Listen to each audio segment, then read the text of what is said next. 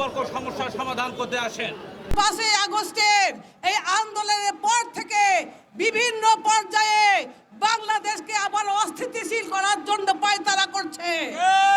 সেই জন্য আমরা দেখি কখনো বা আনসার লীগ, কখনো বা রিক্সা লীগ, কখনো বা কলেজ লীগ তাদেরকে অস্থিতিশীল করছে।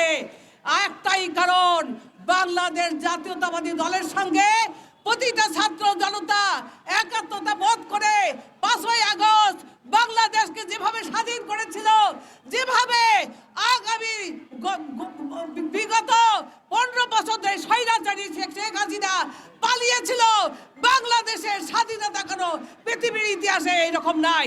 কিভাবে পালিয়েছিল তার প্রেতাত্মারা এখনো বসে রয়েছে। আমরা জানি প্রশাসনের মধ্যেও রয়েছে, যার ফলে আজকের এই ইসকন থেকে শুরু করে শুধুমাত্র ইসকন নয়, এই ইসকনের মধ্যে ছাত্রলীগ, যুবলীগ, আওয়ামী লীগের প্রেতাত্মারা ঢুকে ঢুকে তারা অস্থিতিশীল করতে চলছে। আমরা সকলে সাবধান।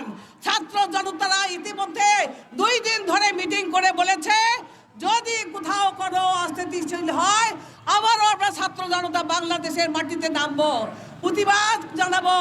এবং আজকে আমরা দেখছি বাংলাদেশের সে অন্যতম বিভাগ চট্টগ্রাম বিভাগে যে সাইফুল ইসলাম আলিফ, তাকে হত্যা করা হয়েছে শুধুমাত্র ইসকনের বিরোধিতা করার জন্য। পিটিয়ে হত্যা করা এর হুমকি মানে বাংলাদেশে আওয়ামী লীগের যারা সন্ত্রাসী আছে, যাদের হাজার হাজার লক্ষ লক্ষ মামলা আছে, এই মামলায় যাতে আমরা কেউ প্রতিবাদ করতে না পারি তার একটা হুমকি। সাইফুল ইসলাম আলিফকে ইসকনের ব্যানারে কিছু উগ্রবাদী ইসকন সদস্য এবং সেই সঙ্গে পতিত সরকারের আওয়ামী লীগের সন্ত্রাসী সশস্ত্র গোষ্ঠী একত্রিত হয়ে চট্টগ্রাম জজকোর্টের নির্মম তাণ্ডবীটার সৃষ্টি করেছে।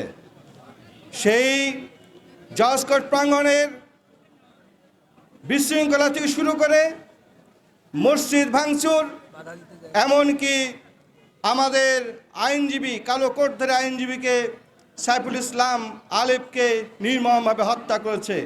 আমরা এর তীব্র নিন্দা জানাই। দেশি বিদেশি যারা আছে তারা আমাদের এই বাংলাদেশকে একটা অস্থিতিশীল রাষ্ট্র হিসেবে পরিগণিত করার জন্য সর্বাত্মক চেষ্টা করতেছে।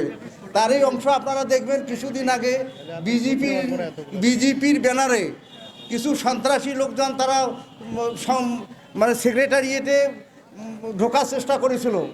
তারপর আপনারা এখন দেখবেন যে ইসকনের ব্যানারে তারা বিভিন্ন ধরনের মানে শান্তিভঙ্গজনক ঘটনা ঘটাচ্ছে, এমনকি যারা আমাদের একজন আইনজীবীকে হত্যা করেছে।